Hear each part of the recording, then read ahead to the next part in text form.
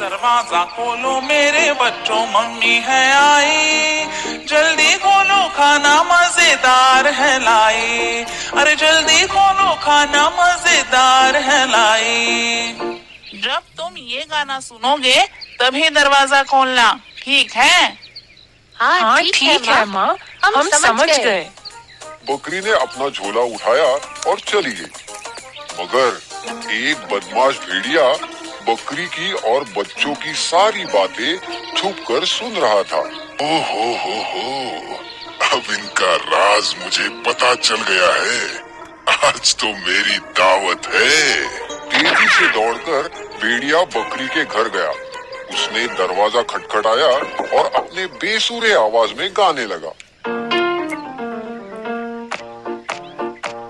दरवाजा खोलो मेरे बच्चों, मम्मी है आई। जल्दी खोलो खाना मजेदार है लाई। अरे जल्दी खोलो खाना